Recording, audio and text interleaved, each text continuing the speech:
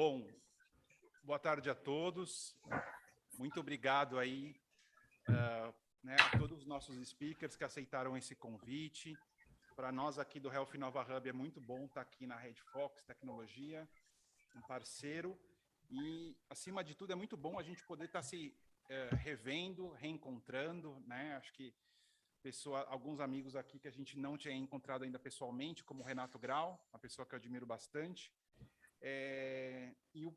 A gente tem bastante dos nossos debatedores também online. Agradeço a presença do Fernando Paiva, da Camila Garcia, da Maiara Bertoldi, da Vivi Marques, da Cristina Goner, Renato, né, o Guilherme Brassani e a Isabela Abreu, né? A Isabela Abreu aqui é a nossa host de hoje e a gente vai voltar a fazer eventos junto aos nossos parceiros e membros, que é uma forma também da gente não só prestigiar, mas a gente aprender com eles. Hoje o tema do nosso debate é a jornada digital do paciente. Muitos de vocês estão envolvidos em projetos, em consultorias envolvendo esse tema, né? E especialmente a Red Fox. E, para começar, eu passo a palavra para Isabela Abreu.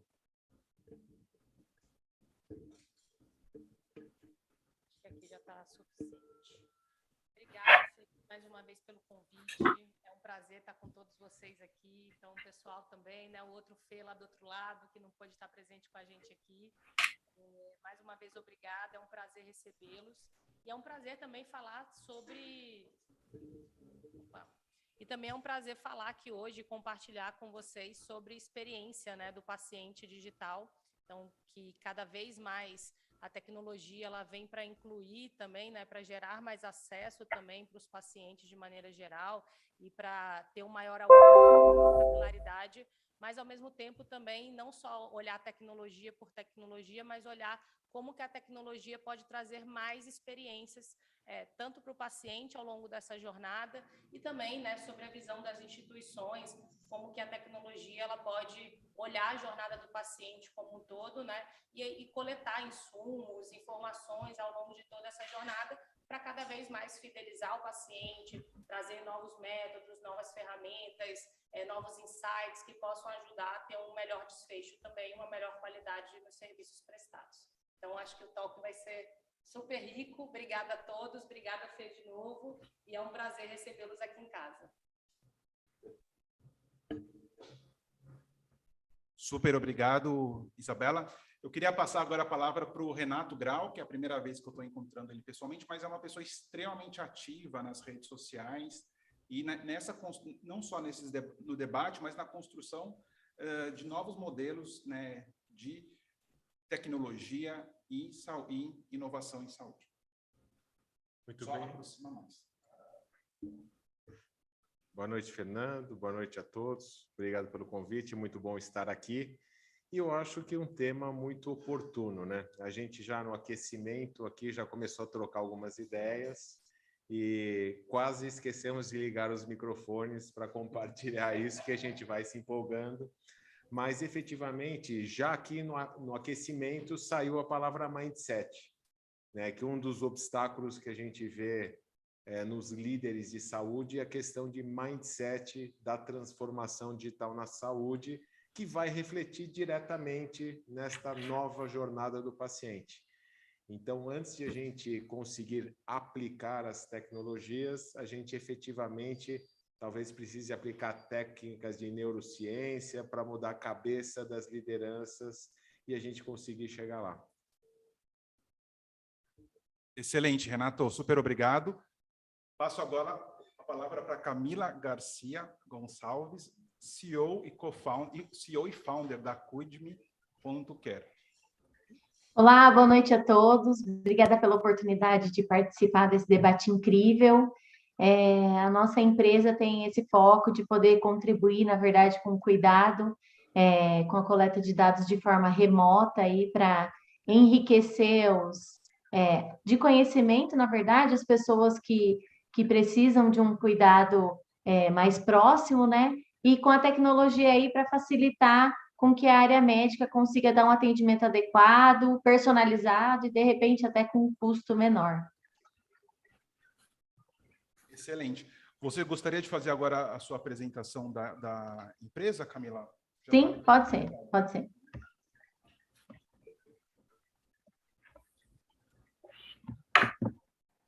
Gostei do aquário ao fundo, eu tenho 2 em casa.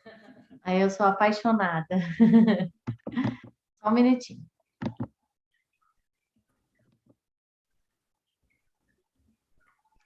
Vamos ver se vocês já estão vendo a minha apresentação.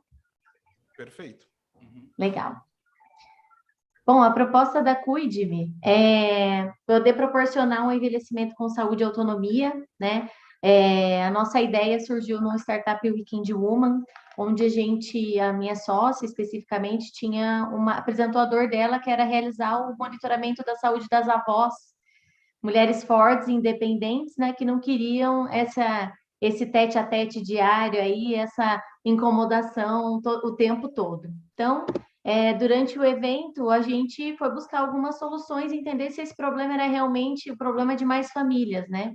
Identificamos que 75% das causas mortes, entre idosos principalmente, tem como causas as doenças crônicas não transmissíveis, doenças que com acompanhamento adequado e com tratamento são totalmente evitáveis, né? 45% delas por doenças cardiovasculares, enfim, doenças respiratórias, demências, até mesmo quedas. A gente até tem visto um pouco mais na mídia aí alguns famosos que caem, que sofrem um mal súbito, né? E isso tudo pode ser evitado com um acompanhamento rotineiro de dados básicos de saúde, como pressão arterial. Bom, com essas informações em mãos, a gente viu que a gente desenvolveu uma solução, que envolve um smartwatch e um aplicativo.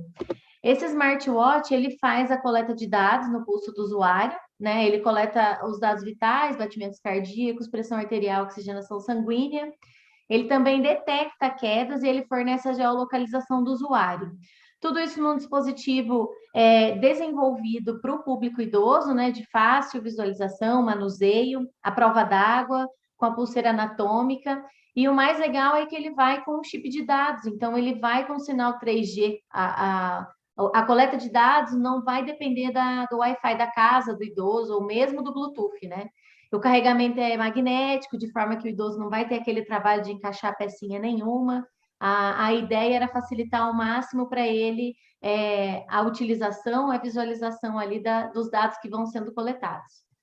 Esses dados, ele pode realizar a medição no relógio, mas o relógio também faz coletas automáticas e envia essas informações todas para o aplicativo. Lá no nosso aplicativo, então o familiar, ou mesmo aquela casa de idosos, ou plano de saúde, ele tem a visualização dos dados vitais coletados ao longo do período, né, do dia, enfim, em forma de relatórios. Ele também recebe alertas de alterações drásticas, então, caso o idoso tenha uma alteração drástica de pressão arterial, batimento cardíaco, essa informação vai em forma de push para o aplicativo, né?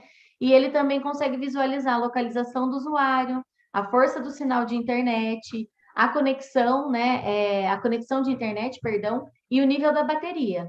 Tudo isso na palma da mão, podendo agilizar um socorro em caso de emergências, né? E de fácil, com informação na palma da mão para poder tomar uma atitude de forma mais assertiva, digamos assim.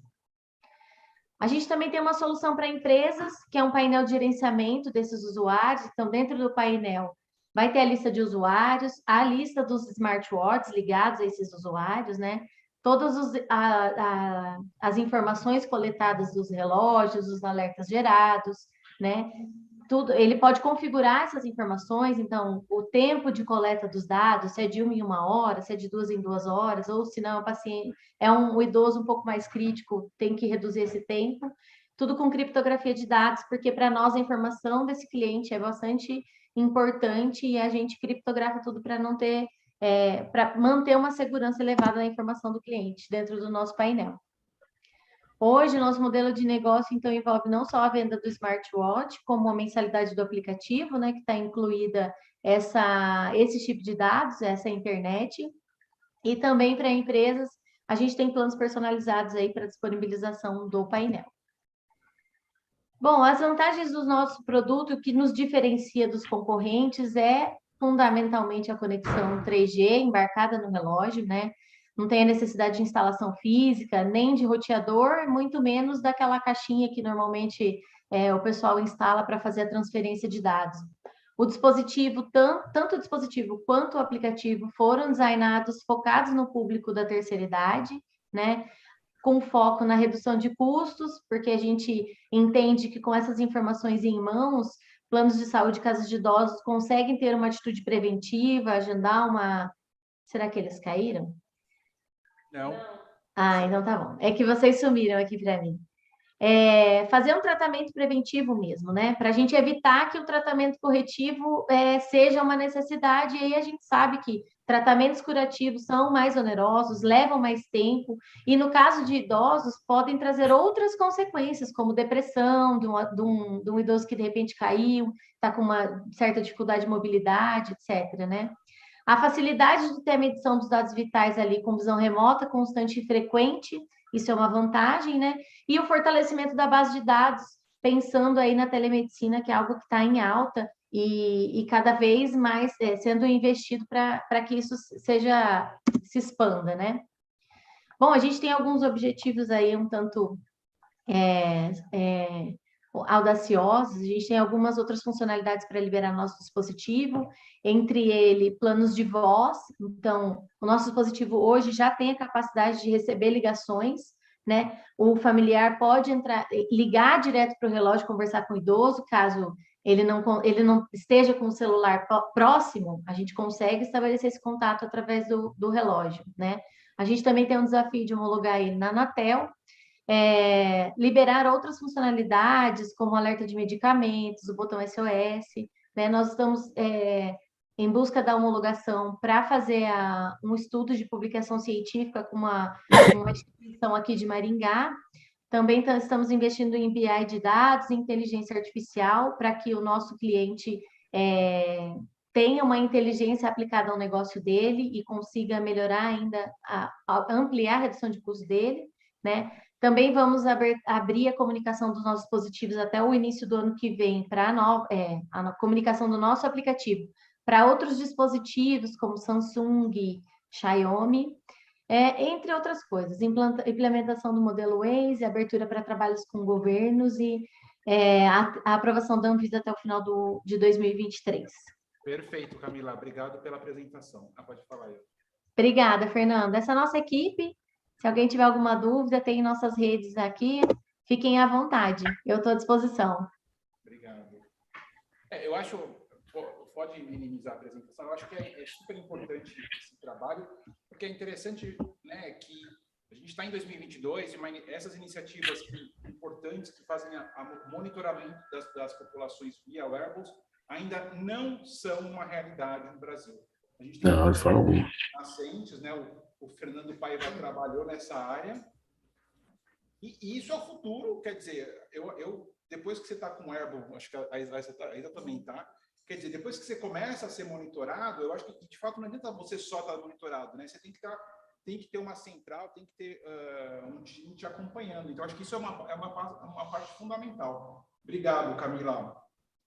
Eu vou passar agora a palavra. Pode falar, colega. Oi, Camila, depois você me passa seu contato, porque, assim, eu posso falar, Fernando? Vou atrapalhar a fala. Pode, né? Agora, brincadeira. E é sacanagem você fazer isso, né, Branelli? Você coloca logo uma temática que eu sou especialista, que é monitoramento remoto de paciente dentro e fora do ambiente clínico hospitalar, né? Camila, parabéns pela iniciativa, já conheço algumas aí no Brasil afora, mas a sua, pelo que eu vi, está bem empacotado o produto, e sobretudo com um público que é fundamentalmente importante estar sendo monitorado, né? E não somente monitorado, mas que a gente consiga fazer uma estratificação de risco aí desse perfil de paciente que é a nova economia prateada, né? Como se diz no mercado. Eu achei fundamental.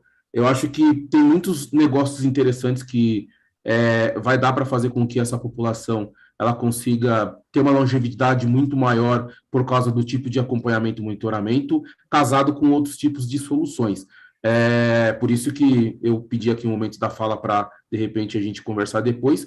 Me apresentando, eu sou Fernando Paiva, sou especialista em internet das coisas médicas no Brasil, estou aí evangelizando o mercado há mais de 5 anos sobre a temática, né? Não somente com wearables, mas também com medical devices. E hoje estou fazendo um trabalho bem grande aí junto com o Conecta e o DataSUS, ConectaSUS e o DataSUS, de mapeamento aí de internet das coisas médicas no Brasil afora, em hospitais públicos e filantrópicos, tá? E em relação a monitoramento remoto, também tem alguns projetos que eu estou realizando na Colômbia e no Peru, pegando um pouco do benchmark que nós aprendemos aqui no Brasil, e é uma pena que no Brasil nós tivemos algumas empresas que começaram, mas não conseguiram terminar. E aí os outros países estão acabando aproveitando esses cases. Na verdade, a nossa dificuldade, né, Fernando, é mesmo a burocracia, né? Porque, assim, a gente não tem dispositivos que faz a coleta aqui internamente, que faz essa coleta de dados com todas essas funcionalidades, né? E quando a gente vai buscar fora, a gente encontra dificuldades desde a importação até mesmo da homologação via Anatel.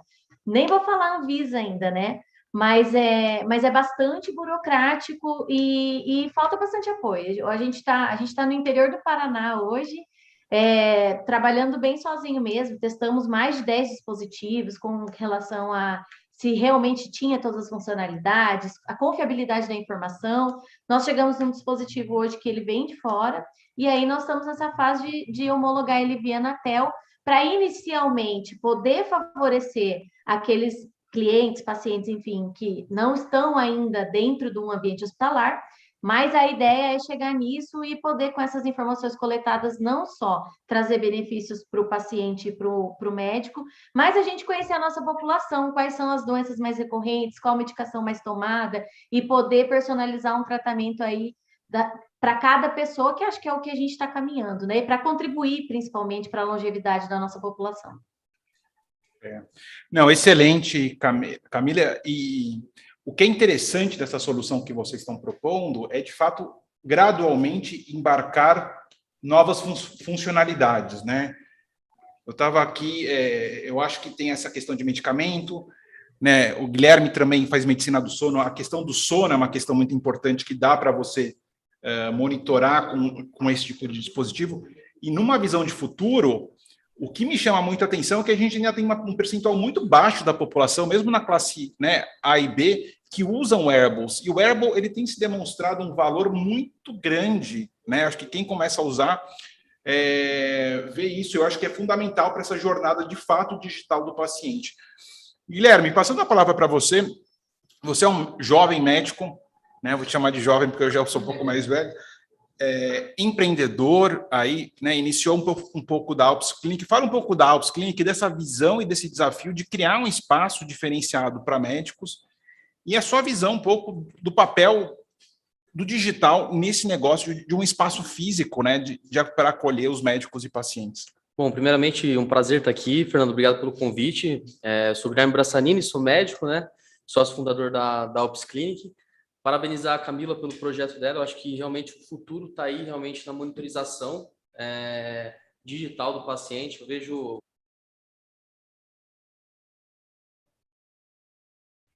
em cima disso, criando inúmeros algoritmos para monitorização de sono, enfim, eu acho que o futuro está aí e a gente com certeza vai ter isso aí cada vez mais na palma da nossa mão. Então, parabéns aí pelo projeto.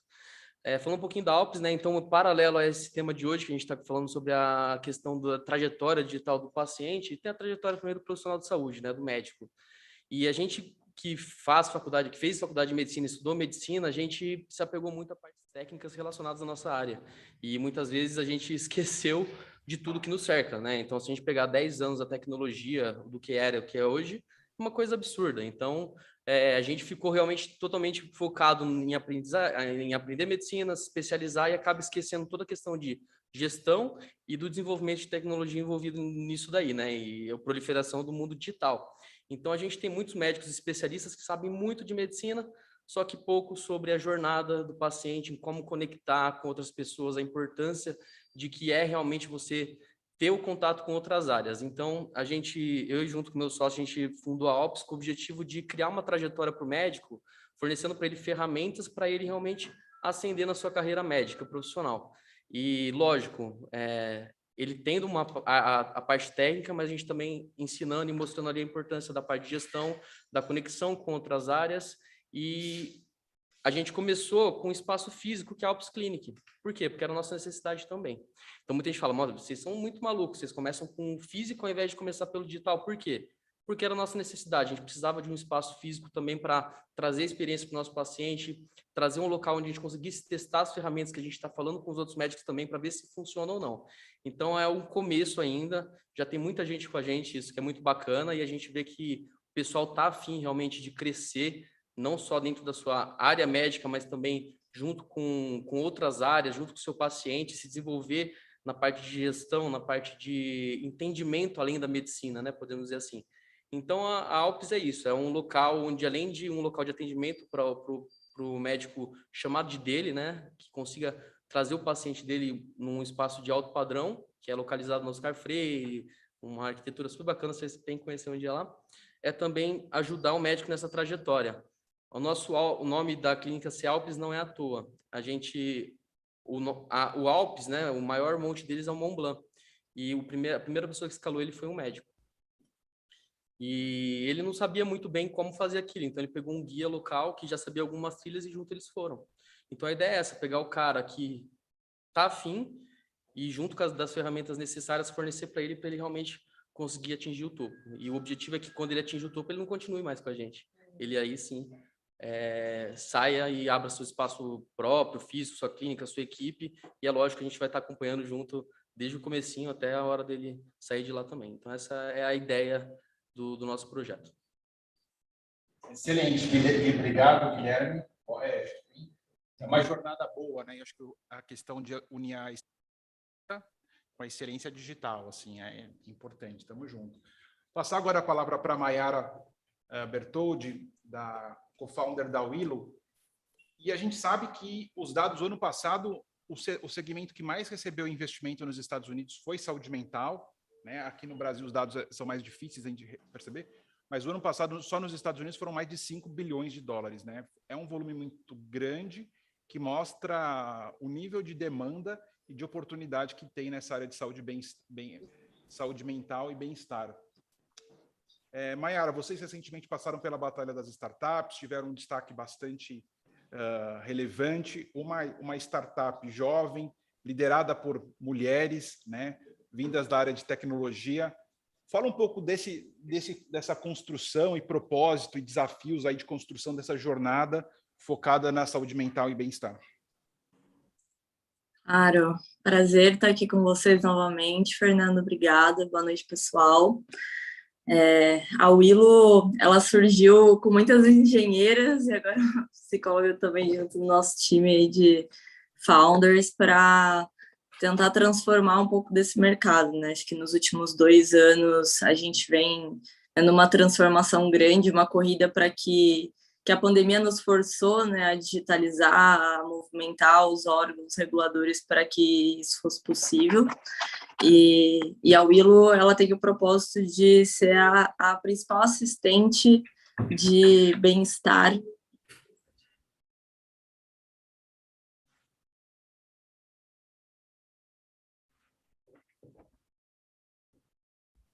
Escutando agora, Mayara. Caiu. É sacanagem, né? Ela caiu. Caiu. Então tá. Então vou passar a palavra para a Vivi Marques, da WeConnecta, cofundadora, para ela apresentar um pouco dessa solução focada em rastreamento precoce de câncer de mama e outras doenças crônicas. Obrigada, Fernando. Boa noite a todos. Desculpa a correria. A Mayara voltou. Vamos voltar com ela? Vamos voltar com ela ou a gente continua aqui? Eu nem comecei, Mai. Machucou essa queda ou queda digital não machuca? Pois é, ainda bem que a digital não machuca, né? Então tá bom, certo. Então pode continuar. Tá bem. Estava comentando sobre como a Willow surgiu, né? Para ser uma assistente de bem-estar e levar essa saúde mental para as pessoas de uma forma digital, né? Então, quando a gente surgiu na pandemia, era a única opção e a gente ajudou muitos também dos psicólogos e outros profissionais a se digitalizarem. Quando a gente começou as primeiras pesquisas, a gente viu que isso era um desafio para profissionais que já estavam na área há muito tempo e que já estavam acostumados com o mundo físico e não sabiam como fazer essa transição, foi uma transição forçada, né, de início, mas que hoje a gente vê ali profissionais que já se dão muito bem, inclusive migraram 100% para esse digital. Ainda é uma conscientização, né, de como isso pode ser feito. E eu acho super importante trazer essa questão que já trouxeram Renato, Fernando, Camila, falaram aqui sobre a questão dos dados, né? Porque, dada essa migração para o digital, isso também impulsiona a nossa forma de conseguir reunir todos esses dados e ter uma experiência melhor para esse cliente, esse paciente que está sendo atendido no ambiente terapêutico, ali na psicologia, pela Willow, mas ele faz um exame em outro canal. Como é que a gente junta toda essa informação em um lugar só para que a experiência dele seja fluida, né? Então, acho que esse é um dos pontos principais aqui da gente estar liderando essa jornada, os nossos grandes objetivos, e trazer esse ponto do Open Health de uma forma simples para o digital. Então, a Willow, ela tem agora abrangido para outros serviços, além da psicoterapia, da saúde mental, mas também correlacionando isso com profissionais como nutricionistas, que fazem um apoio para tratamentos dali da psicologia que são voltados a transtornos alimentares, por exemplo, e fazer essa troca entre os dois profissionais, né, tanto o nutricionista quanto o psicólogo, quanto outras frentes, para que esse paciente seja acolhido de uma forma 360, né? Então, esse é um dos nossos objetivos juntos da Willow, e a gente conta com vocês também para liderar essa jornada. Que é uma construção e realmente hoje, seja pelo trânsito, deslocamento, não tem como realmente você voltar para um cuidado de saúde mental e bem-estar só presencial, né? Acho que essa jornada continua a crescer e a grande questão é qual que é o tamanho dessa necessidade, quais são os desafios. Acho que tem muita coisa ainda a ser explorada.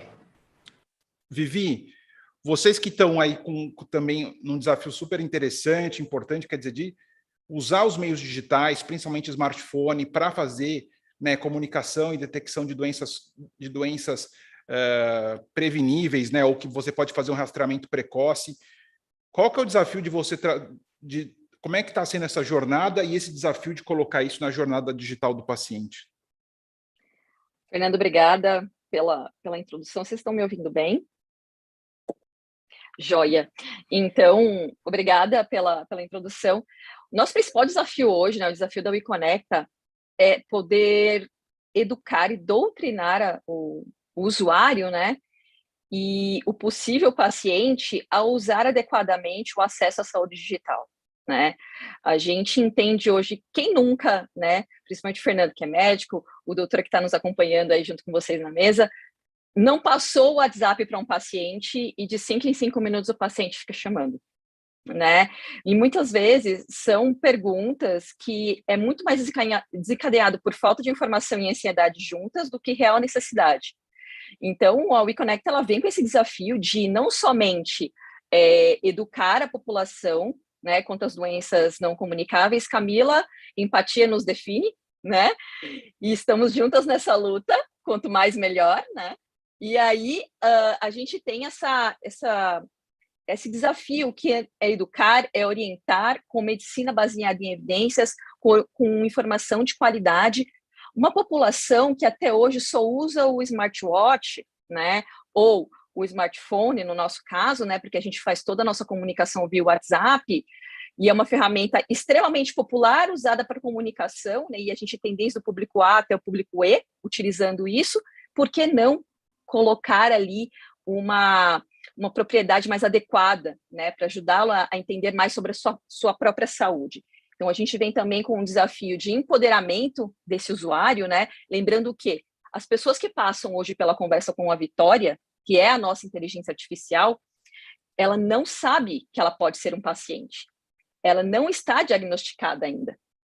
Mas os hábitos de saúde dela podem condená-la se ela não mudar num curto espaço de tempo, se não forem adequados. Como a própria Camila trouxe, a maior parte das doenças não comunicáveis, elas podem ser mitigadas através de um bom comportamento para a saúde. Eu acho que esse é o maior desafio para todos nós que estamos aqui. Como é que a gente educa o nosso futuro paciente ou o nosso usuário, né? Então, esses são alguns desafios. Para quem não conhece a WeConecta, né? A WeConecta, ela é uma plataforma digital que traz ali um desafio do conceito de saúde digital. A gente propõe ali toda uma rede de cuidado para cuidar daquela pessoa, né? A gente engaja, a gente acolhe, a gente orienta e a gente conecta a pessoa para o melhor desfecho. Então, já no momento com a Vitória, ela recebe ali um card que a gente chama, que é o nosso placar de comportamento, onde ela já tem ali a primeira sensação, se ela está indo bem ou se não está, né? Através de dados baseados em evidências. Então, ela consegue ver, opa, peraí, tem alguma coisa errada comigo, e ela pode levar aquele documento para o médico dela.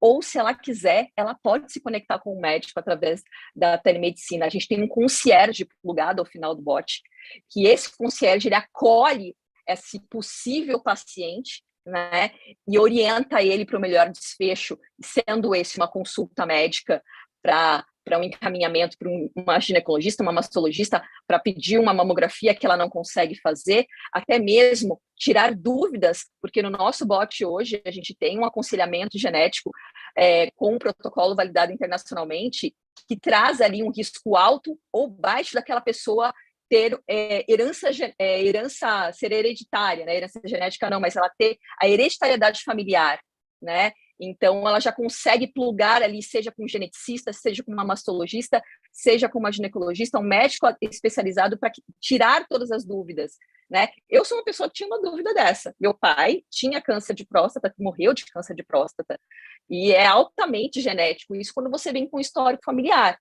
Porém, ninguém mais na família dele teve. Então, eu fui uma das pessoas reais que utilizou o protocolo e fez o teste, e eu não tenho, né? O BRCA1 com herança genética, então assim, ou 2.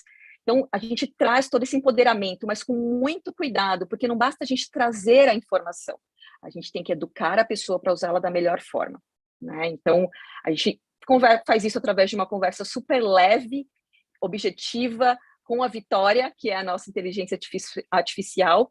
Ela orienta já durante a conversa, ela traz fatos para a pessoa tomar cuidado com os hábitos dela, e tudo isso realmente é evitável, né? E a gente consegue depois, através do feedback da pessoa, ver se ela está mudando o comportamento dela, porque o principal não é só mudar de informação, mas ela usar isso para benefício próprio, né?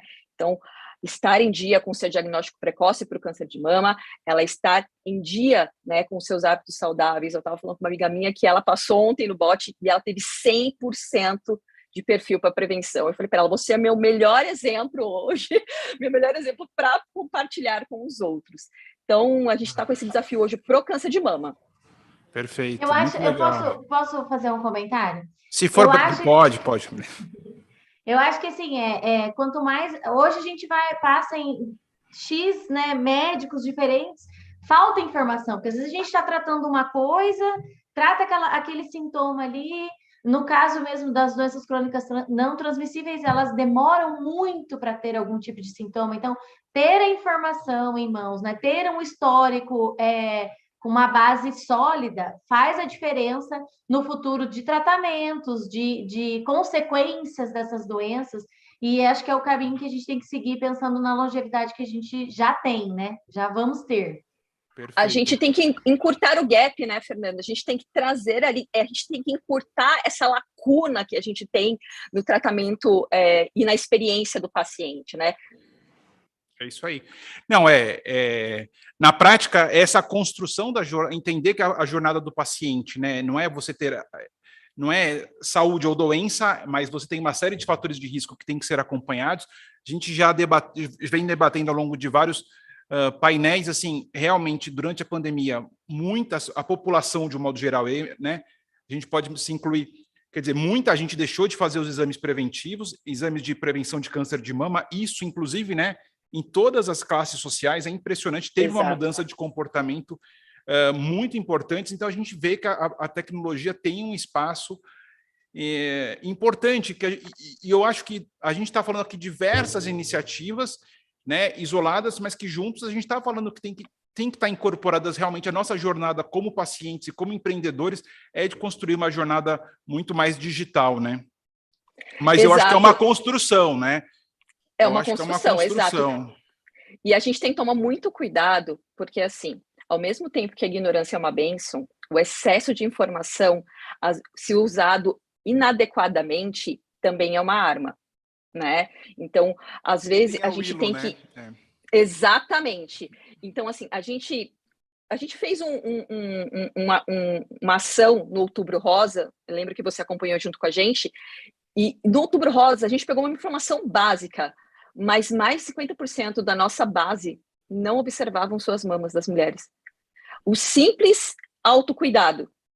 E eu ouvi desde que eu não tenho hábito, eu não lembro, eu não tenho essa rotina, né? E isso daí não descarta a mamografia, mas é a forma da mulher se conhecer também e saber se tem algo errado. Então, hoje o autocuidado ele não descarta a mamografia, não pode ser descartado, porque os tumores identificados manualmente, eles são muito maiores do que realmente você consegue enxergar na mamografia. Então, assim, a gente tem que praticar a educação em saúde. Se toda a jornada do paciente criada tiver esse propósito de jornada, como as minhas colegas estão apresentando aqui, eu acho que a gente vai ter uma população muito mais saudável. Isso é ruim para o plano? Claro que não. Claro que não. Porque as pessoas vão continuar pagando plano de saúde, as pessoas vão continuar buscando o sistema, mas vai otimizar a fila. Menos pessoas vão morrer na fila esperando por uma mamografia, esperando por uma biópsia, né? Então, muita gente morreu na fila durante o ano de 2020 e quando foi identificado o tumor através de uma mamografia já era tarde demais. E o estadiamento na fase 3, gente, para a economia da saúde, representa quase R$64 mil o tratamento. Quando você estadia no estadiamento 1, isso foi um estudo feito em 2019, se eu não me engano, R$11.500 custa o tratamento no estadiamento 1, e a mulher tem 95% de chances de viver só no câncer de mama. Imagina nos outros cânceres rastreáveis, né? Então, a gente pegou esse desafio maior dessa doença não comunicável, que é o câncer, que é uma das doenças que mais mata, tirando a parte cardiológica, né, de doenças não comunicáveis, atualizada agora pela ONU. Então, assim, por que não a gente realmente pegar essa responsabilidade e ajudar as pessoas, cutucar as pessoas para que elas se cuidem mais, né? Eu brinco de dividir um pouco da responsabilidade com o médico, porque a pessoa tem responsabilidade também sobre a sua saúde e sobre a consequência dela para a doença, né? Perfeito, obrigado, Vivi. Acho que são reflexões excelentes, assim, né? E o poder da tecnologia em prol da saúde, do cuidado, né?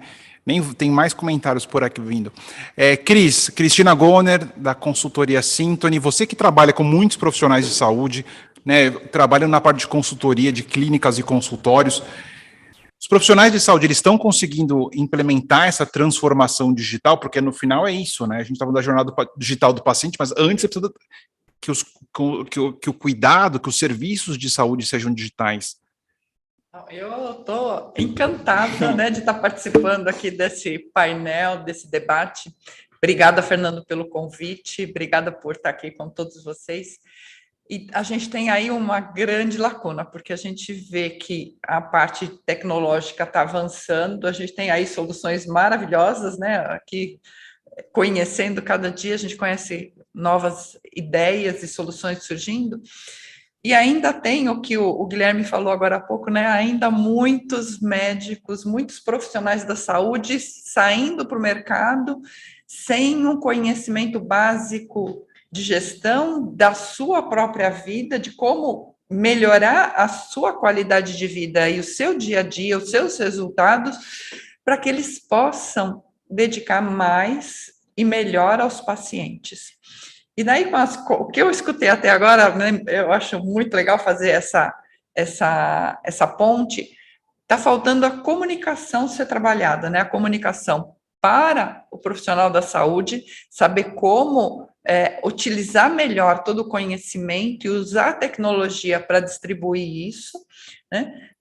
Então, tem muito profissional não sabendo como otimizar os seus resultados, não sabe como comunicar. Eu escuto muito médico, muito dentista falando, Cris, eu não estou na mídia, não quero estar na mídia, tenho horror, e não vê que hoje é um dos caminhos. Então, a gente tem que ver que forma adequar essa presença, né, para que ele se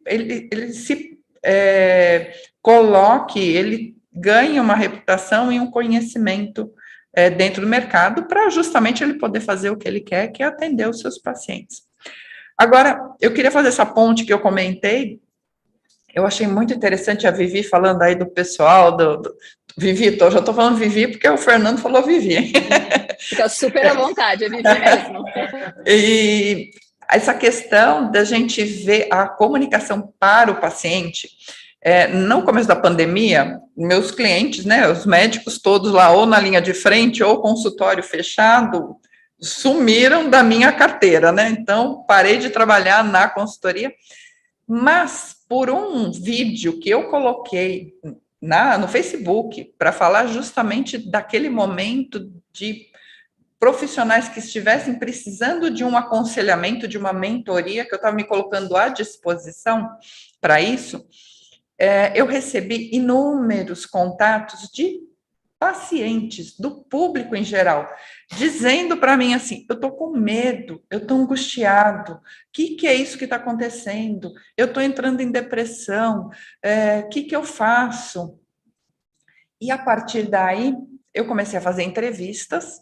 Hoje são mais de 200, hoje até eu deixei de fazer a entrevista para poder estar aqui.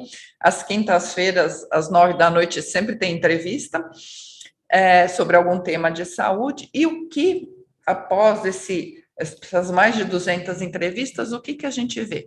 Que falta a orientação para o paciente de uma forma simples, acolhedora, para que ele possa entender, dar continuidade, engajar no tratamento e até saber exatamente o que ele tem, né? Há umas 4 semanas atrás, eu conversei com a minha primeira seguidora, que é paciente de um dos meus entrevistados, e ela começou a me seguir. Eu falei, eu quero escutar essa paciente, essa seguidora. E foi uma conversa muito gostosa, outros seguidores também se manifestaram. E aí, o que a gente escuta deles? Cris, que legal, a gente está aprendendo, eu não sabia, eu não tinha ideia, né? Para várias frentes, né? Um que me chamou mais atenção, por exemplo, é a questão da diabetes. Qual é o tempo que um médico dedica em consulta a partir do momento que aquele paciente fecha o diagnóstico da diabetes? O médico não tem o tempo numa consulta de orientar tudo que vai mudar na vida daquele paciente dali para frente, para o resto da vida dele.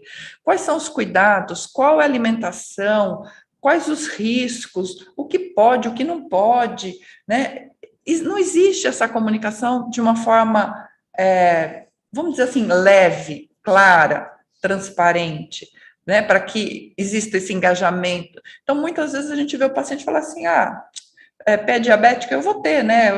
É assim mesmo, como se fosse uma fatalidade, né? Eu vou ter que aprender a lidar com isso. Eu uso fazer o quê, né? Fazer o quê? Fazer o quê, né? Exatamente. Então, fazer o quê? Então, quando a gente está aqui, eu fico muito feliz de ver tudo isso que o Fernando aí disponibiliza e provoca, porque a gente precisa fazer isso, precisa comunicar entre nós, cada um com as suas soluções, que são maravilhosas, elas têm que continuar, tem que buscar algumas. Eu falo que a gente tem que ser um pouquinho o carrinho bate-volta, sabe? Não dá certo, vai ver até aquilo que adere à necessidade do mercado, tem sustentabilidade financeira e de negócio, mas que a gente chegue ao final, que é entregar ao paciente a melhor experiência, e não só a melhor experiência na consulta, no procedimento, no tratamento ali, no ambiente hospitalar ou clínico, mas na melhor experiência na vida dele.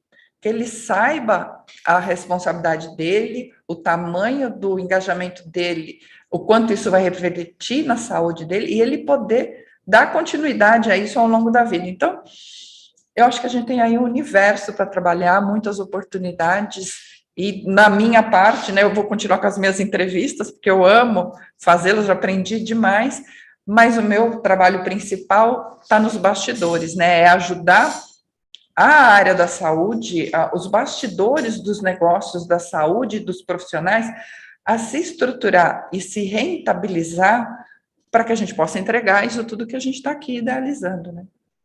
Acho que é isso, né? Exato. Fernanda, eu posso complementar só um pouquinho o que a doutora trouxe?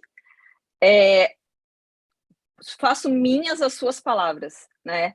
Para você analisar, o nosso produto hoje ele é B2B2C. Então, eu engajo o B2C para que o meu B2B tenha o melhor resultado, né? Eu atendo empresas assim como a Camila também. E olha que legal, se a sua empresa, né, puder orientar bem os seus colaboradores e eles pudessem ser mais autônomos e usar menos o plano de saúde para qualquer coisa, né? Ou até mesmo como desculpa ou ter ali um atestado, né, forçado. Infelizmente, a gente sabe que acontece, nós somos profissionais de saúde, né? Então, olha que legal. Então, assim, a orientação leve, adequada, né? Às vezes, a pessoa ela não sabe que ela tem que se cuidar muito antes dos 40. Muitas mulheres não sabem que elas têm que começar a se cuidar lá com uns 30, 25, porque cada vez mais precoce está o câncer hereditário, né? A gente está chegando ali numa faixa ali dos 40 hoje, 35 mais.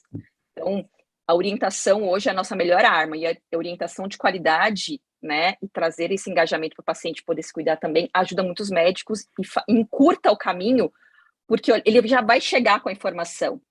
E aí o médico ele pode fazer o que ele faz de melhor, né, que é cuidar do paciente e não ficar tentando ali investigar. Ou se já chega com a investigação meio pronta, já ele consegue dedicar o tempo dele da consulta com o que ele mais gosta de fazer e o que ele tem mais amor por fazer, que é cuidar daquele paciente e entender como que ele pode ajudá-lo, né, a vencer aquela doença ou a vencer aquele tratamento. Então, eu faço minhas as suas palavras.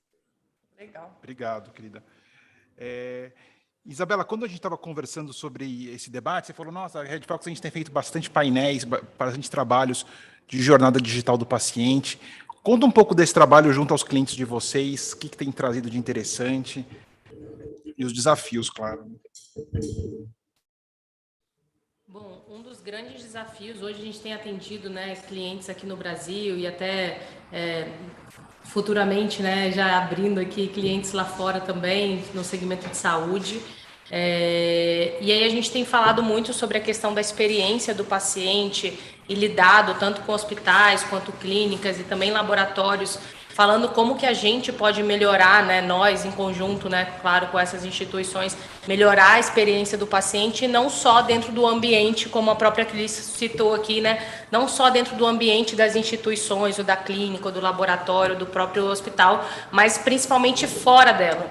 Então, uma das coisas que a gente tem visto, e uma das coisas que a gente tem feito provocação também junto a esses clientes, é assim, a gente fala muito de hospital digital, hospital do futuro, a gente vê uma série de aquisições acontecendo, mas será que o hospital do futuro, ele é realmente um ativo físico?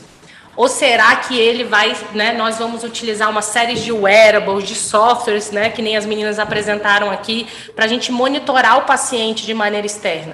E uma provocação que eu fiz até ontem aqui para um cliente, que eu falei assim, será que as farmácias, né, que a gente tem hoje, elas vão voltar a ter o poder que elas tinham no passado? Lembra que no passado a gente não ia muito no pronto-socorro, então a gente sentia alguma dor, a gente ia na farmácia. E aí a gente tinha um farmacêutico lá que olhava se você precisava de antibiótico ou não e tal. E hoje com uma série... Oi, perdão, Fê. Aí aplicar uma bezetacil para todo mundo. Isso acontece ainda hoje, né? E principalmente no hospital público, você bate lá, eu ia falar isso. Na veia. Hoje em dia ainda tem muito disso. Não, vou ali na farmácia, falar com a farmacêutica. Tem um colaborador aqui que semana passada fez exatamente isso. Minha garganta tá meio ruim. No outro dia veio meio mancando. O que aconteceu? Eu tomei uma benzetacil, tô 10. Valeu. Tem isso. Anvisa que não nos escute, né? Mas e é justamente essa provocação, assim, de olhar o paciente de uma maneira fora das instituições, né? Então, e aí voltando para o caso das farmácias, a gente tem cada vez mais tecnologias de point of care. Então, até o próprio teste do COVID, que até então você precisava ir no laboratório, hoje você já faz em casa, etc. Então, será que não vão ter outros wearables e outros dispositivos ou aparelhos de point of care que a gente compra na farmácia e a gente faz um teste rápido ali, ele conecta com o aplicativo, ele já dá alguns outputs para a gente sem que haja necessidade de ir num pronto-socorro ou de ter uma visita presencial ao médico? Então, acho que falar de experiência é mais do que olhar só para dentro das instituições, mas olhar para o paciente e olhar também quais são as reais necessidades desse paciente, né? Acho que é isso que a Cris falou. Hoje o paciente ele já é digital, então nós já consumimos o digital à nossa volta, e isso permite que a gente tenha muito mais acesso à informação do que a gente tinha no passado. E, ao mesmo tempo, a gente se torna mais questionador. E, ao mesmo tempo que também a gente se torna questionador dentro da saúde, eu brinco, né? Eu não sou médica, mas eu falo, eu me formei em Dr. House, mas brincadeiras à parte, a gente começa a se tornar críticos, né? E, de certa forma, é bom e ruim para os médicos, mas, ao mesmo tempo, também, quando a gente se depara com uma doença crônica ou grave, né? Como o caso que eu citei aqui antes da gente começar o talk, que é o caso de um câncer, né? De um paciente oncológico, a gente descobre que a gente não tem informação suficiente, por mais informação que tenha disponível na internet. E aí, 1 hora de consulta não é suficiente para a gente tirar todas as dúvidas, para a gente saber o que vai acontecer com o nosso corpo, o que vai acontecer depois daquele medicamento, como que vai ser isso, e o depois. A gente sempre está vivendo o agora, né? E o depois, como que vai ser? Então, o paciente, eu acho que para diversas doenças crônicas, até a diabetes, quando ele cai ali numa determinada situação, ele não sabe para onde que ele vai, ele não tem, apesar de ter um mundo de informação, ele não sabe o que ele faz. Então, assim, como que a gente acolhe esse paciente, como que a gente prepara ele para essa jornada, né? E como que, de fato, a gente interage com todos, facilita a vida dele por meio da tecnologia com todos esses interlocutores. Acho que esse que está sendo o grande desafio, assim. Ô, Isa, eu queria só complementar contigo e falar, eu tenho uma das empresas que eu sou sócio, de nefrologia digital, que é a Nefrotec. E você está falando de uma coisa que é super importante. Poucas pessoas sabem, por exemplo, que um dos efeitos colaterais aí vamos se dizer, pós-Covid-19, e aí o Fernando Sembranelli, como médico aqui, o outro doutor pode me retificar, é a insuficiência renal. Só que o Brasil, poucas pessoas têm um olhar um pouco mais de cuidado, um olhar mais pragmático em relação ao paciente de diálise. E é um paciente, quando a gente fala de tudo que nós estamos conversando aqui de jornada digital, que não tem um mínimo sequer de munição, de informação, de recurso, para que ele consiga, dentro de um tratamento que todos nós, se temos alguém próximo ou conhecemos quem faz diálise, é um tratamento extremamente sensível, né? Que traz uma série de efeitos colaterais ali no limiar desse tratamento. Só que o paciente, via de regra, ele não tem informação de como ele pode ficar um pouco melhor pós o tratamento, ou como ele pode se preparar melhor perante a jornada desse tratamento. O Brasil, nós tínhamos em 2019 140 mil pessoas que faziam tratamento de diálise por mês. Hoje nós estamos com 590 mil pessoas, em média, chegamos a quase 1 milhão no pico do Covid-19 em 2020. Isso é um cenário bem triste, mais triste ainda por quê? Porque nós não temos, além do monitoramento, acompanhamento, não temos dados clínicos que são concatenados de uma maneira inteligente em benefício do próprio paciente, e também nós não temos nem os centros de tratamento, por mais que a DataVita venha comprando um monte de gente aí, são 5 mil e poucos municípios no Brasil. Só que nós temos só 13 municípios no Brasil que têm centros de tratamento de diálise. Então, imagina só, eu passando aqui para todos que estão aqui conosco, né, dentro dessa temática do paciente de diálise, o tanto de janela de oportunidade digital que existe.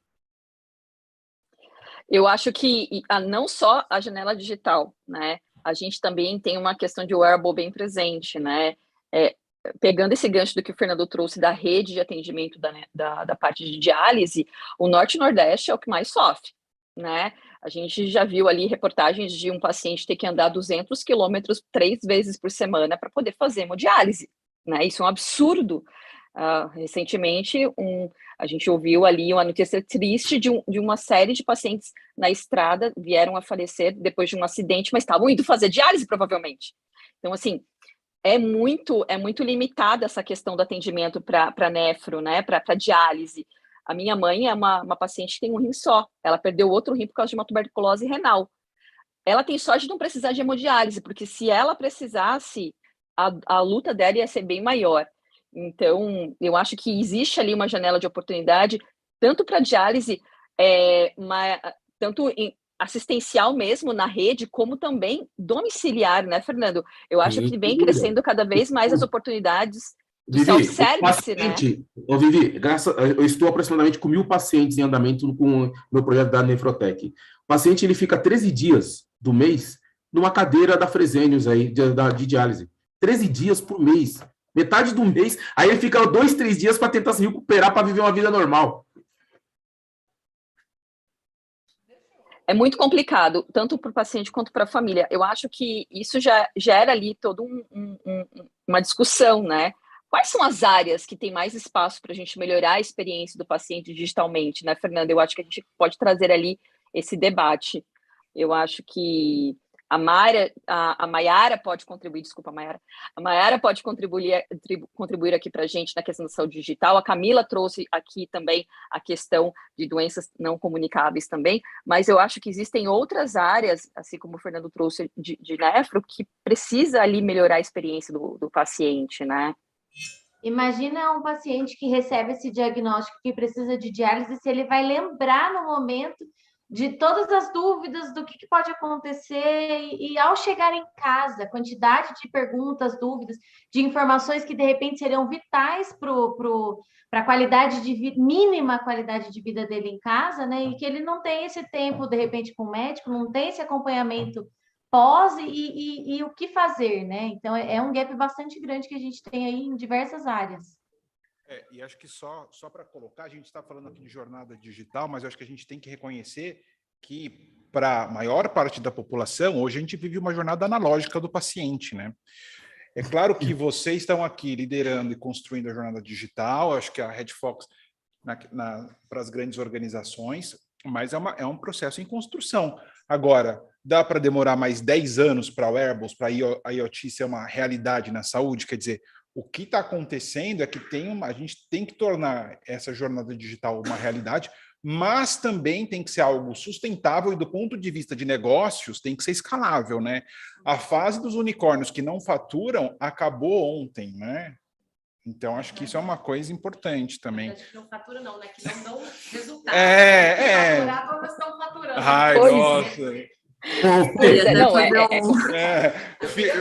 Um comentário sobre isso. Só aproxima o microfone. Eu queria complementar, só a gente está falando muito do paciente, e quando a gente está falando do paciente, eu fico pensando, né, nos médicos, nos profissionais, que eles também têm aí um grande desafio. O Renato trouxe uma palavra que eu gosto de anotar algumas palavras, ele falou da resiliência, né?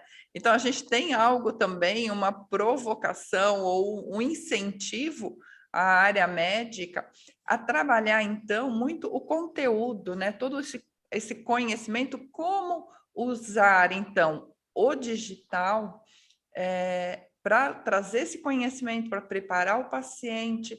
Então, acho que tem aí também um olhar, né? A resiliência, ela subentende você entender o ambiente, você se adequar a isso, né, de acordo com as suas questões, mas tem aí também um grande desafio para o profissional da saúde, olhando tudo isso que está sendo feito, como que muda o papel dele nessa jornada do paciente, que está aí digital, é o WhatsApp, é a telemedicina, a teleconsulta. O que o profissional da saúde precisa mudar na sua postura, na sua relação com o paciente para garantir essa jornada melhor para o paciente? Eu acho que o desafio, que o cuidado do paciente vai além do momento da consulta ou da cirurgia, né? E aí, assim, Guilherme, exatamente isso, assim, né? A gente vê como é que a gente vai preparar esse médico para o cuidado digital, e é claro que isso tem que ter um modelo de cuidado e de financiamento, né? Como é que você vê isso, assim, né? Acho que essa é a jornada, porque na prática, isso é algo que vai ter que ser construído junto com os colegas, né? Não, com certeza. Hoje mesmo saiu, né, o decreto, né, oficial lá do CFM a favor da telemedicina, né? E é um debate muito importante a ser considerado, porque não deixa de ser uma jornada digital também. Cada vez mais a gente tem integração, cada vez mais acesso à internet, tecnologias que disponibilizam isso. Mas até onde, né, de forma ética, o médico consegue acolher esse paciente e dar realmente o cuidado necessário por uma telemedicina? Até onde vai, né, a barreira entre você ter que atender ele fisicamente ou atender no mundo digital? Então, isso daí vai ser eu acho que é um longo debate, aí a gente vai ver muita coisa ao decorrer do tempo, né? Eu mesmo, dentro da minha especialidade, eu vejo a necessidade do contato físico com o paciente muito importante. Eu dependo de exame físico, mas, por exemplo, um acompanhamento, um segmento, um retorno de exame, eu acho que totalmente agiliza tanto para o paciente quanto para a gente também. É uma coisa que até mesmo conecta, né? Não deixa de conectar, porque imagina, São Paulo, 6 horas da tarde, choveu, o paciente, puxa, eu não consegui chegar até o seu consultório. Se fosse para mostrar um exame apenas, mesmo uma avaliação, acabou isso daí. Então, hoje, eu utilizo a telemedicina para alguns retornos que não dependem de exame físico, para ver exames, até mesmo para conversar. Eu considero, você falar até de dar o telefone para o paciente, todo paciente meu cirúrgico, eu dou o paciente, ele tem acesso a mim. E eu tenho uma relação muito boa com meus pacientes. Eles, não sei se eu dou sorte, mas meus pacientes são muito bonzinhos. Mas assim, até para tirar uma dúvida de pós-operatório mesmo, que ele tá, tudo mais, eu acho que é uma conexão, já é uma forma de você conectar esse paciente. Então, a trajetória, elas se cruzam, né? Tanto a meio digital quanto o meio do profissional médico. E a gente está falando aqui do meio ideal, né? A gente tem que pensar também, e as pessoas que não têm acesso a isso, né? Como que... Então, assim, principalmente a gente, por estar num país subdesenvolvido ainda, eu acho que a gente tem vários desafios aí para se cumprir. E aí entra, né? O acesso... Talvez a gente precise pensar no acesso a essas pessoas, a tecnologia, a energia elétrica, a internet, antes da gente estar falando em levar um médico para lá, por exemplo. Eu acho que isso daí já... Que, assim, a questão da segurança, a gente debateu o cibersegurança na semana passada, assim, tem que ser um pilar de tudo que a gente fala, assim, né? Sim. É importante, mas acho que eu concordo com você, a jornada está se entrelaçando, mas eu acho que essa questão do paciente nefrológico, assim, nefropata, é claro, né, que a gente tem que ver, tem que ter uma urgência de que essas políticas sejam políticas públicas, né, de cuidado à saúde, assim. Renato, por favor. Tentando conectar um pouquinho os pontos, né, bastante colocações interessantes aqui, começando pela Isa, colocando a respeito do futuro da medicina, da jornada do paciente, a questão do hospital digital, do atendimento remoto.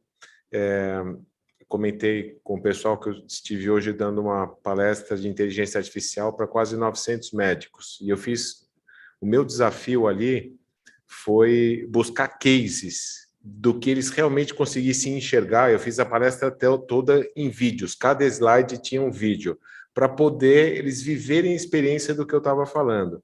Então, qual que é o desenho? Uma estatística muito interessante. Na China, 28% dos chineses já usam dispositivos de saúde conectados. Nossa, bastante. É muito. Então, ou seja, a gente conectando os pontos aqui, qual que é o desenho que existe da nova medicina? É uma medicina, sim, centrada no paciente. Depois da Covid, isso ficou claríssimo, centrada no paciente, mas o paciente remoto. A tecnologia está muito inclusiva e ela está escalável. Vários dos cases que eu peguei hoje foram conectados no smartphone, todos os tipos de sensores e biomarcadores possíveis para você conseguir tratar o paciente à distância. Então, eu entendo que o futuro dos prédios dos hospitais ainda devem ser digitais, e eu tenho feito há muitos anos, já vendido essa ideia, nos últimos anos eu tenho conseguido entregar. Ao desenhar um projeto tecnológico de um hospital, eu já faço a concepção da integração e conversão de todas as tecnologias, porque eu cansei de chegar no hospital pronto e falar, mas isso aqui não integra. Câmera é com o pessoal de segurança. Pô, mas você não pode usar a imagem da câmera? Tem uma startup que, pelo algoritmo de vídeo, ela já mede frequência cardíaca e mais uma série de indicadores. Então, peraí, por que você não pode usar a câmera que tem altíssima resolução, que está para segurança? E eu já usei, e tenho cases de reconhecimento facial usando para você fazer o controle de acesso. Então, eu acho que o futuro dos prédios está uma tecnologia totalmente convergente, jornada do paciente. Vai colocar uma TV no quarto, põe uma Smart TV com Alexa embutida dentro. Você consegue usar a Smart TV para fazer aquela comunicação Alexa de Alexa, videoconferência. Então, eu acho que... E aí você consegue separar aquele paciente não crítico, que não precisa do hospital, vai ficar em casa e vai ter a telemedicina e vai ter uma série de indicadores e tornando a medicina muito mais acessível e inclusiva. Porque quantos pacientes podem ter a honra de ser tratados diretamente por você? Não é escalável. Então, o que a gente precisa buscar é um caminho que seja escalável e só pode ser através da tecnologia. E os hospitais vão precisar continuar existindo, mas para tratar as coisas mais graves. Então, eu acho que a gente tem uma série de pontos que a gente consegue conectar para desenhar uma nova medicina. Para mim, é esse o caminho sem volta. Aí tem questão de mindset, a questão de conectividade, tudo isso, mas está melhorando. A internet por satélite do Elon Musk já chegou aqui no Brasil. Então, eu estou com outro projeto na empresa de energias renováveis, estou levando 4G para as plantações deles na Amazônia. E com isso você consegue colocar as vilas que estão totalmente inacessíveis dentro da internet das fazendas. Então, eu acho que tem um desenho interessante. Se todo mundo fala, opa, eu sei disso. Quantos cases aqui? Eu usei vários cases na palestra de hoje e só de uma empresa brasileira. As outras foram todas de fora. E olha os cases que tem aqui, né? Um ponto importante que eu acho que a saúde digital ela vai trazer equidade, né, para todos. Eu acho que ela vai trazer assim, equidade. Pensando no que a doutora falou a respeito dos médicos, vai otimizar o tempo deles, mas eles não vão deixar de serem necessários, né? Porque a gente às vezes escuta um médico falando, esse negócio digital, né? Não é funcionar. Vai otimizar o tempo, vai trazer qualidade de vida para ele, e eles não vão deixar de ser necessários, né? Hoje, qual que é o déficit que a gente tem de médicos no país? Então, eles vão continuar sendo necessários, muito necessários. As nossas ferramentas, né, o que a gente apresentou aqui, é uma forma da gente trazer equidade, né, da gente trazer informação para que aquele paciente possa iniciar, de repente, não um tratamento, mas assim, um comportamento que beneficie a própria saúde, né? De forma que os hospitais sejam otimizados no sentido de tratar pessoas que realmente precisam estar lá, os médicos presentes para pessoas que realmente precisam dessa atenção, e o demais a gente consegue fazer digital com uma qualidade boa, né? Com toda a tecnologia que a gente tem hoje, não só do Brasil já tem, mas também de fora. Né? É uma convergência de coisas boas. Camila, por isso que na aprovação da telemedicina está muito claro que vai ter o padrão ouro no atendimento presencial. Então, o padrão ouro ele vai permanecer, pelo contrário, vai ser até melhor o padrão ouro. Mas eu estou envolvido em um projeto muito grande. São Paulo tem 48 milhões de paulistanos e paulistas. E São Paulo, o Estado e a Prefeitura está com um projeto gigantesco de fazer telemedicina para todos os postos de saúde, UPAs e UBS. Isso já está acontecendo, estou nesse projeto. O que acaba acontecendo com isso quando a gente pensa? Porque todos nós aqui, ouvindo um pouquinho na minha escutativa, às vezes a gente tem uma percepção e uma análise trazendo como parâmetro hospitais privados. E uma realidade também de população, de público e paciente, que não está na classe C, D e F, e que é o maior percentual. São Paulo, dos 48 milhões de paulistanos e paulistas, aproximadamente 35 milhões utilizam o sistema SUS. Imagina quando você fala de equidade, mas para mim não é o mais importante. Estou falando de acesso para você conseguir fazer o escoamento de pacientes que, por exemplo, que fica numa fila de agendamento de quase 6 meses, ou que fica dentro de um hospital aí de periferia, que fica durante 7 horas, 9 horas, com o bebezinho no colo para ser atendido. É o acesso básico, né? Nós estamos falando de uma realidade de atenção primária que aí que está o verdadeiro gargalo. É aí que a gente vai fazer com que a saúde digital vai beneficiar de maneira equânime, né, toda a população. E por isso que políticas públicas, como o Fernando começou, o Sembranelli comentou, é fundamental para fazer com que a saúde digital ela esteja presente em qualquer tipo de ambiente. Não pode ser mais somente uma temática temporal de palanque político. Tem que ser uma realidade veemente, porque isso realmente vai fazer com que a gente chegue em níveis de medicina e de saúde no Brasil infinitamente melhor e maior do que qualquer outro país do mundo, até porque eu vou defender até a morte o Sistema Único de Saúde do Brasil, o SUS, porque se não fosse o SUS em meio à pandemia Covid-19, com todas as coisas ruins que nós presenciamos, nós, 200 e poucos milhões de brasileiros aí, teria todo mundo morrido. E não morreu. O Sistema Único de Saúde segurou a onda. Só que imagina se a gente tem qualidade tecnológica, ia ser melhor ainda. Todo mundo do mundo inteiro ia falar, poxa, o Brasil é benchmark. Desculpa aí, porque no meu país é a saúde. Mas eu acho que ainda, para a gente poder aplicar a saúde digital na saúde pública, eu acho que a própria regulação, né, para você poder chegar e oferecer isso para a saúde pública, tem uma série de barreiras, né, uma série de regras que acaba sendo o próprio inimigo, né, e aí a gente tem que também se adequar para isso. Eu acho que o SUS, ele, sem dúvida, é o que mais se beneficia da saúde digital, principalmente pelo problema de infraestrutura. Eu estou falando aqui de São Paulo, mas eu acho que no Brasil inteiro, a população ela não consegue chegar fisicamente até o atendimento. Muitas vezes o local que ela tem de atendimento perto da casa dela já está cheio. A gente está falando de extremo norte, a gente está falando de extremo sul, a gente está falando de extremo oeste e de extremo leste. Então, assim, a parte de saúde hoje, né, de referência do SUS, está mais no centro. Às vezes a pessoa não consegue chegar, ela tem que sair da casa dela às 3 horas da manhã para chegar para uma consulta no HC, que é às 7. E se ele não chegar cedo, ele não vai ser atendido, porque lá está bem lotado. Então, eu acho que é para ontem, sim, a saúde digital para o SUS. Nós temos 2 iniciativas aqui na WeConecta bem fortes, ligadas à saúde pública, que desenrolando realmente vai ser muito bacana o resultado.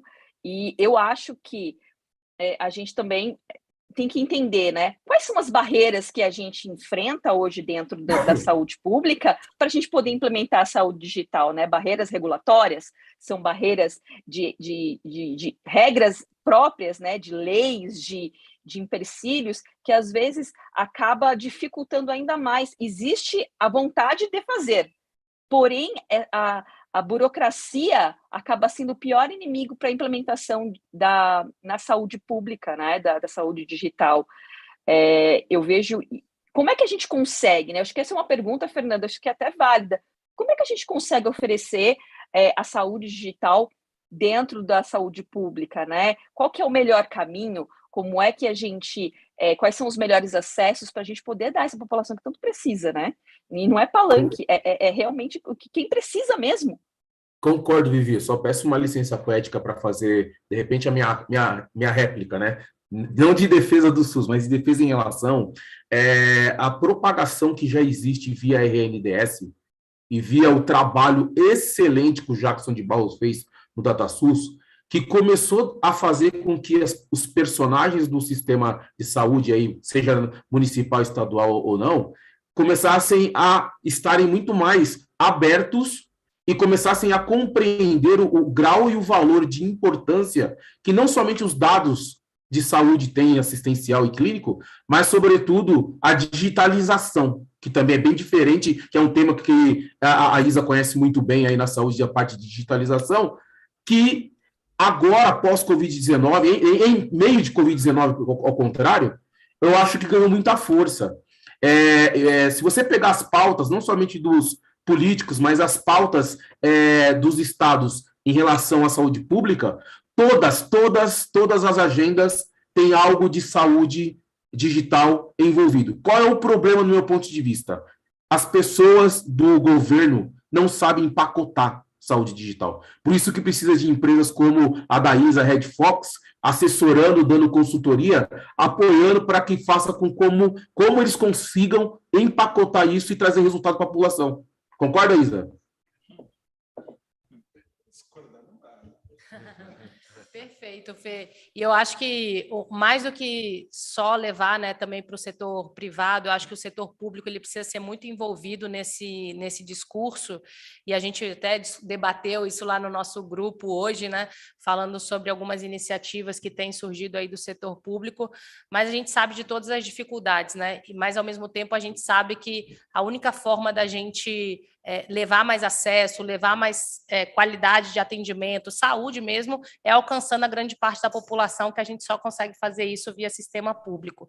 Então, é realmente a gente pensar como a gente, como inovadores em saúde, como transformadores da saúde, a gente consegue facilitar, né, ou se aproximar, né, de órgãos públicos, etc., para que a gente consiga levar, de fato, saúde lá na ponta. A gente sabe que não é fácil, é super difícil, extremamente burocrático, tem uma onda, enquanto a gente está aqui pensando positivo e querendo levar saúde para a ponta, tem sempre uma onda de negatividade, de pessoas mau caráter, enfim, que não querem, né, fazer com que as coisas do Brasil deem certo, mas, enfim, eu acho que a gente... com todo o nosso conhecimento aqui de contribuição, tanto de mudança de mindset, quanto de novas tecnologias, até mesmo, né, de como a gente assessora essas organizações para olhar para o paciente, para olhar para o futuro e trazer mais acesso, né, mais qualidade também, e uma melhor experiência para todos os pacientes. Bom, agradeço a todos aí pelo debate, excelente. E é interessante que conforme, né, eu acho que a gente fez muitos debates durante a pandemia, mas chega um momento que a gente aprende que é muito mais do que talvez a audiência, a gente faz isso para poder escutar, para poder nos conhecer, e principalmente eu acho que escutar o outro, né? Eu acho que eu falei bastante, mas assim, eu acho que eu escutei bastante a opinião de cada um de vocês, eu acho que isso é extremamente importante.